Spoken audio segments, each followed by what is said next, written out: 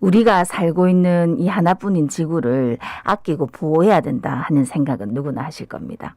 그런데 올 가을에 기온이 너무 높았던 것도 전 세계 곳곳에서 나타나는 재앙에 가까운 기후위기 현상, 이제 더 이상 두고 볼 수는 없는데 병 들어가는 지구를 보호하기 위한 실천 방안 중에 하나로 일회용품 사용과 관련된 규제를 시행하기로 했습니다.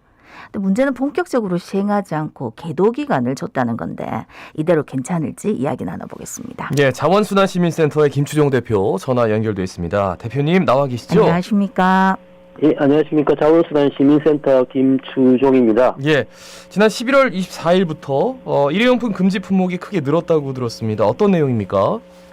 간단하게 설명드리면 저희가 말하는 식당, 카페 등에서 이전에는 이제 일회용 플라스틱 컵만 사용 못하게 했었는데 예. 그 매장 내에서 이제 일회용 종이컵도 그리고 일회용 플라스틱 빨대, 그다음에 접는 막대까지 금지를 했고요. 그다음에 이제 우리가 편의점이라고 부르는 곳에서는 이제 일회용 비닐 봉투 쇼핑백, 비닐로 된 일회용 봉투 쇼핑백을 사용을 금지를 하게 됐고, 네. 그다음 대규모 점포 있지 않습니까? 대형마트 같은 경우에는 우리가 비 올 때 그 우산 비닐 많이 씌우시는데, 네네. 요것도 설치하지 않도록 하고, 마지막으로 말씀드린 이제 체육시설, 우리가 이제 응원 같은 거 가고 그러면 그 일회용 비닐로 된 응원 물품을 이제 공짜로 제공했었는데, 그걸 이제 공짜로 제공하는 것들을 금지하는 걸로 해가지고 제한된 품목이 늘어나는 게 11월 24일이었습니다. 네. 근데 이제 이번 규제를 제가 보도를 통해서 보니까 뭐 예외 사항 같은 게 막 다 있어가지고 되게 복잡하더라고요. 예. 그래서 하나씩 하나 짚어보겠습니다.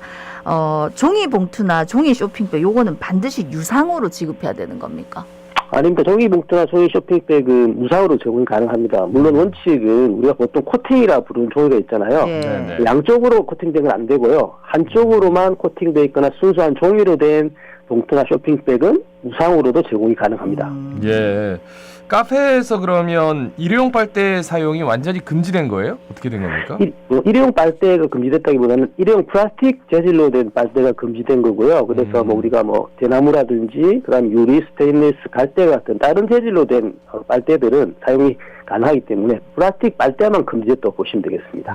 그럼 종이 빨대 그런 것도 되는 겁니까? 네, 종이 빨대도 가능하지만 예. 그러면 이제 뭐 우리가 그 식당이나 카페에서 시켜 먹을 때 이제 가지고 나가겠다, 음료나 음식 가지고 나가겠다 해서 일회용품을 사용해가지고 제공받았는데 안 나가고 매장 내에서 먹으면 어떻게 됩니까?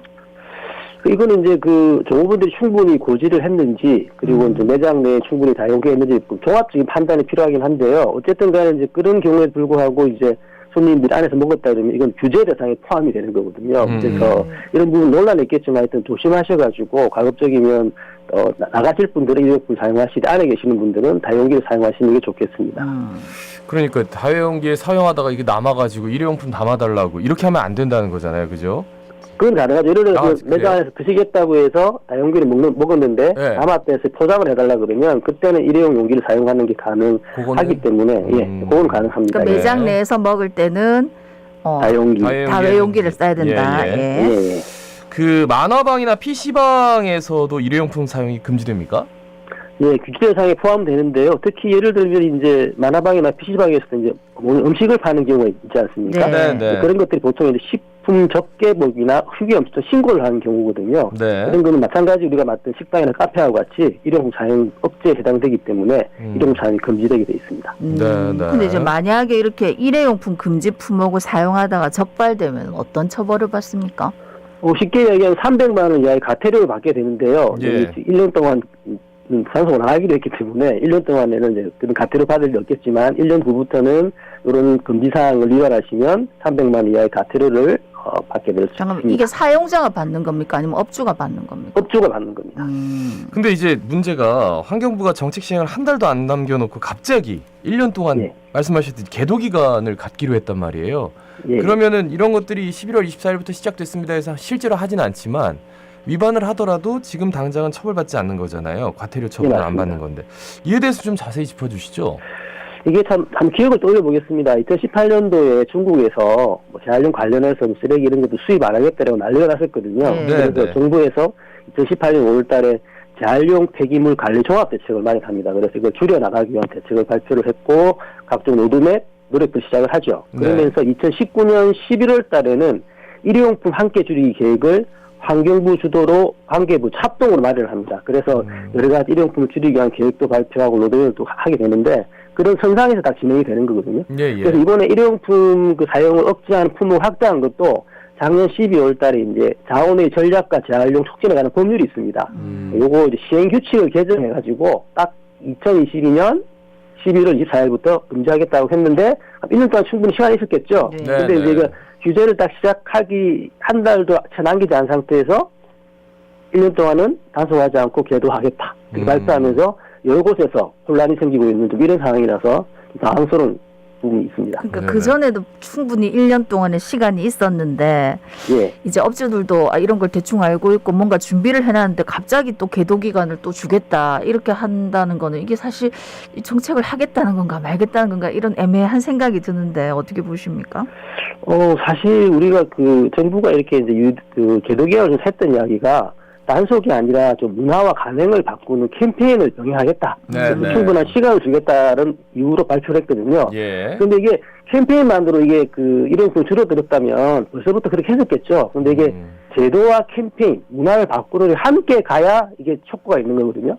그래서 사실은 이제 올해부터 이걸 이제 단속을 한다고 하더라도 저희가 또 캠페인을 하지 않겠습니까? 그래서 같이 가야 되는데, 그럼 1년 동안에 이제 단속을 안 한다는 건 캠페인 말겠다는 건 그대로 내버려 두겠다는 뜻이고, 벌써 여러 곳에서, 그럼 다시 써도 되겠네, 이래가지고, 네네. 다시 그 준비해가지고 다 치웠던 일회용 비닐봉지도 다시 주문하고 이런 상태거든요. 그래서 1년 동안은 일회용 상품 남겨뒀다가 1년 후부터 다시 단속과 캠페인 하나 똑같이 하는 거기 때문에 어떻게 1년 동안에 쓰기 내버려 두는 거고 1년 후에 좀 더 하겠다는 거라서 이거는 뭐 정책 유예라는 표현도 맞고요. 제가 볼 때는 정책이 아예 후퇴했다고 표현하는 것이 좀 더 맞을 것 같습니다.